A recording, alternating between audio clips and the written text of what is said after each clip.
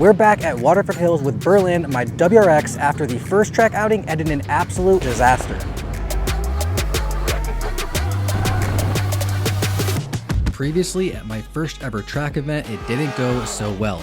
Session 2, we have cooling problems. To fix the problem, I headed to Baltz Autosports. The diagnosis? Lifting heads under boost, causing combustion gas to enter the cooling jackets. To fix this problem, we had to pull the engine and remove all of the head bolts.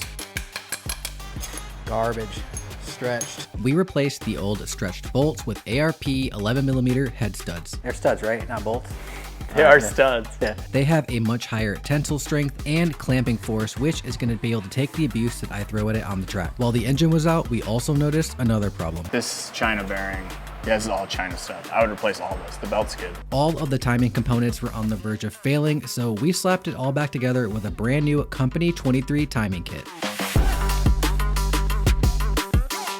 We also replaced old hoses, upgraded the cam gears to full alloy Roger Clark Motorsport cam gears, a new throw-up bearing, and a clutch fork. For good measure, we also added some fresh NGK one-step Colder spark plugs, then topped it off with a fresh oil change. The first track day was also less than ideal. And it is super cold, it's like 50 degrees outside. The weather barely broke 50 and we were freezing all day. We were also running heavy ESR SR01s with Continental all-season tires.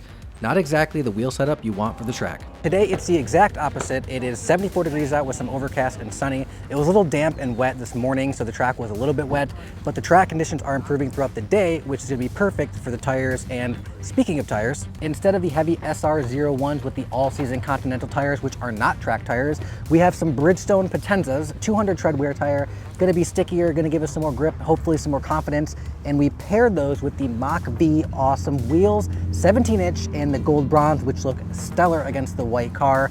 And they come in at a whopping 17.9 pounds, which is extremely light for the track, and I cannot wait to go test these out. In fact, I was a little bit too excited to test these out that I embarrassed myself lining up for the grid. Floor mats are out? What's that? Floor mats out?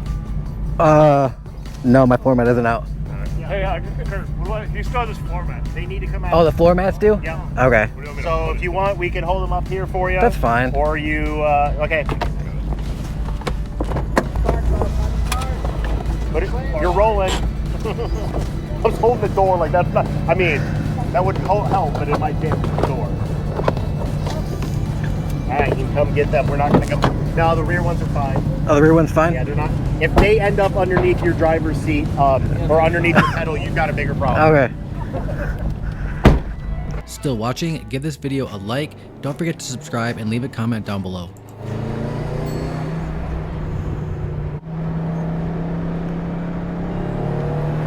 All right, let's see how this thing holds up.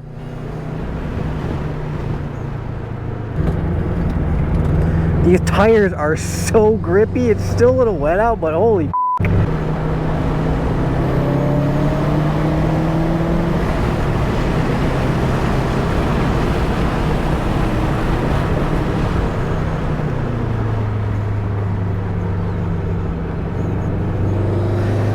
that back straight's got a big ass puddle.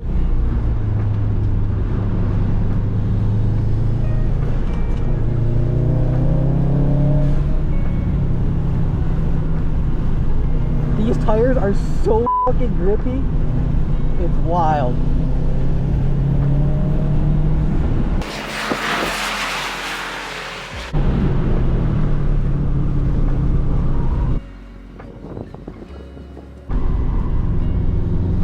Get a little sideways there. Found a fit. That thing is chilling.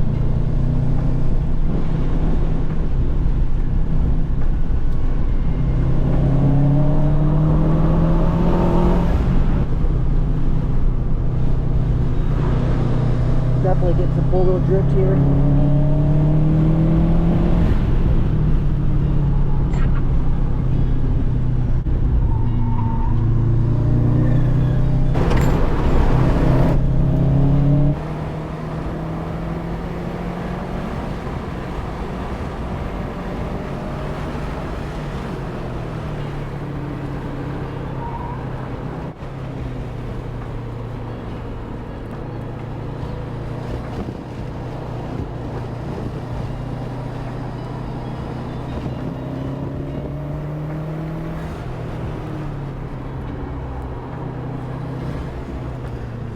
No, they're Mustang, bro.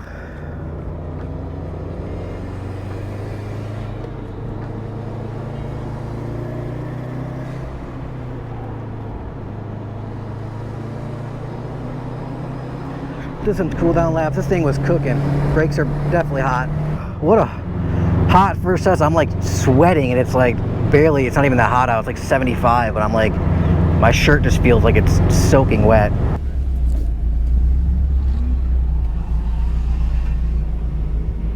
And that was it. It only lasted one session. Kidding aside, the first session went better than I could have ever imagined. I was able to finally start to push this car and find its limit. So after 20 minutes, what did we learn? One, tires. They make a huge difference when you're out on the track. These Bridgestone Potendas really increase the confidence. I could feel it. I could take corners faster. I could brake quicker. Everything about them just felt so much better. Now, I only have experience driving with the all-season Continental tires from the previous track session, so it's not much to go on in terms of comparison, but overall, just finally putting a track tire on the car, it just made all the difference in the world. And two, brakes. Very important when you want to go fast on the track because you want to be able to stop quickly, you want to be able to control your speed around sweeping turns. Now, I had the stock pads originally on this car, but I swapped them out with the DTC 60s in the front and the HP Plus in the rear, both by Hawk, and they were great for the first session. The modulation was great, the bite was very good, they were very confidence inspiring throughout the entire session, and then I learned that all good things must come to an end because if you push them a little too hard, you're gonna have some problems. Now that I know that the car held up great after we replaced the head bolts with the head studs and everything put back together, it ran flawlessly. So compared to my first time out, I did a 128.8, I believe, on the cold day, all season tires, heavy tires. Car was barely running because it was pushing coolant. So my goal for the day was to be under 125. I recorded the data using my iPhone on the Track Addict app, and I accidentally recorded the raw data. So I actually didn't know when I got back to the paddock what my time was. It was just a raw format of like 22 minutes total, and I didn't know what I was doing. So I felt fast out there. When I got home, I plugged it in on the computer and I was able to get the lap by lap, and I ended up finding out that I ran a 122, which is way faster than I thought I was going. When I went out for my second session, I didn't know that I ran a 122. I recorded the raw data and it didn't record any lap time, so I don't know what my lap times was for the first session. So it's time to find out. It's dry, the sun's not out. I feel like it's perfect conditions right now. After a great first session, it was time to push the limit and try to find what this car was capable of. And I made my first mistake 4 turns in. All right, session 2. Let's see what you got. Let's get a nice outlap in here, get a little heat in the tires. Just feel it. A little heat in the brakes.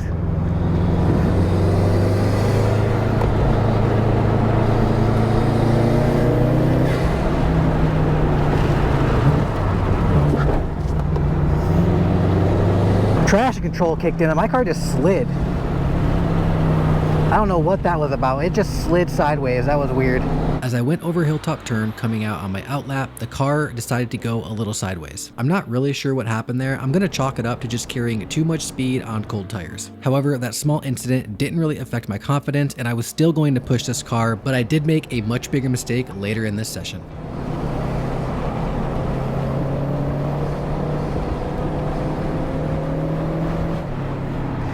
I guess he's not gonna let me pass.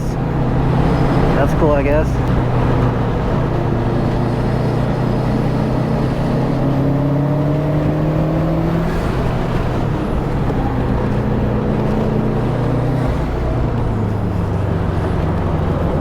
Come on, dude.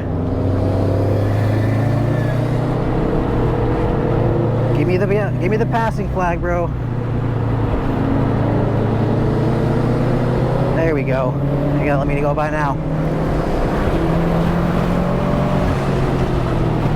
Get a heater in.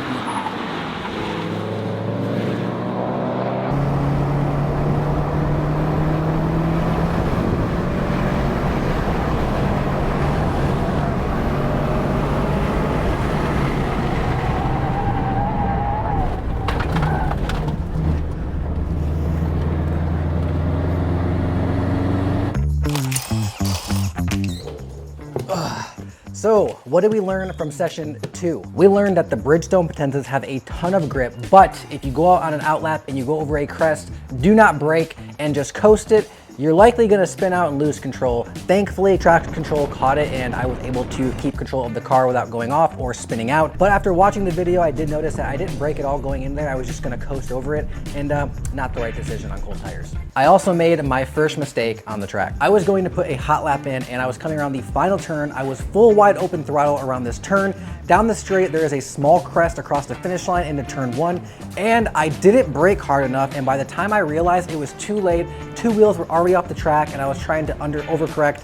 So I got some understeer, I got to the marbles, and it was a close call. If I didn't have traction control on, it would have been way worse most likely. I would have actually spun out or lost control. But traction control caught it. I was able to just keep my composure, keep it calm, keep it on the track, and then I pulled it into the pits.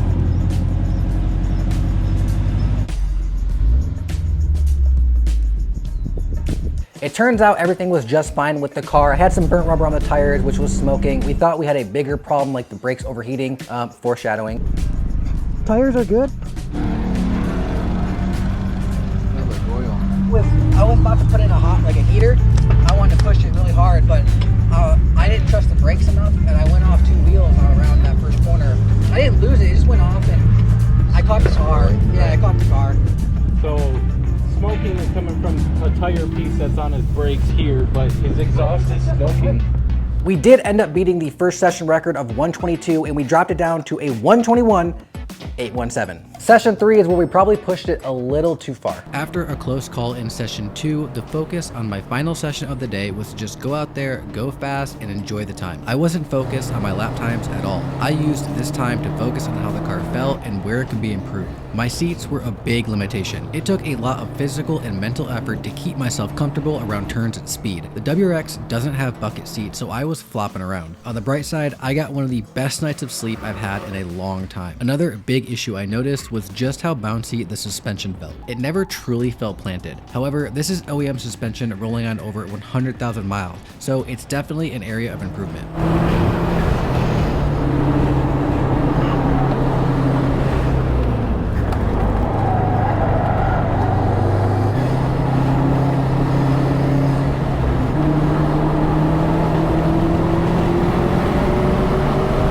As great as the brakes were performing all day, they finally met their limit. So I definitely overheated the brakes a little bit. The pads are ash white, the rotors are ash white. I was losing the brakes a little bit near the end of the session. It wasn't boiling brake fluid. The brake pedal wasn't like spongy or loose. It didn't feel anything like that, but I was losing the brakes. So I'm gonna take these off and see what the real damage is. I have no idea how these crusty springs and struts survive the track. What will we uncover? Tons of brake, dust, debris just built up in there basically. That's insane. That's crusted on there. Oh, they pop right out at least. Oh, whew, these got toasty hot. So these definitely heated up. There's a little bit of like some weird shine and polish to one side, almost as if it's like pure metal. All the brake in the middle between this gap is just solidified, so when it's braking, it's probably not pushing any out there, because like this stuff is just like rock solid. I mean, it's not coming out. The last time I took these off, it basically would just kind of pop all this out as loose powder, just old brake dust. But this is like, I mean, this is solidified. It's not coming out. I mean, I gotta really dig in there. So probably can't reuse the pads. Probably need to move up to a hotter pad that can withstand some higher temperatures. There's some weird markings on the rotor. I'm not sure what's going on with that. It's just like a weird groove in the center. Doesn't look right to me, but I'm not too sure. So let's get this rotor off and find out. Whew. All the outside has all that white ash just kind of built up, which it comes off, but it definitely got super hot. And then there's a weird groove around the entire middle here. I don't know, I didn't see anything on the brake pad itself, but that groove just doesn't look right. I could feel it. It feels off. And the back looks a little bit better, but also still, it's just toasted. Big brake kit maybe? Let me check the other ones actually. Back got pretty hot too. It also has that weird band like the front. Yep, this one has it too. And this one definitely has it. I don't know what that's all about, but it's not normal, I don't think so. The final takeaway about the car, we need to make it 7 seconds faster. So what does that mean? Development, development, development. And I'm talking replace those crusty old struts and springs with new coilovers, suspension components, bushings, maybe a big turbo because Nolan won't stop asking me about it. Maybe a standalone system, maybe some seats and a roll bar to keep myself planted when I'm taking those corners at speed. We definitely need new brakes and rotors, maybe a big brake kit. So that means we have our work cut out for us. We're gonna be taking it week by week, trying to make this car even faster by replacing out all kinds of parts, taking it to new tracks like Gingerman and Grattan Raceway, which is on the west side of Michigan, where Gingerman is where we really can stretch the legs because it's a wide open track, and I wanna see you there. So hit that subscribe button, like this video, and I'll see you in the next one.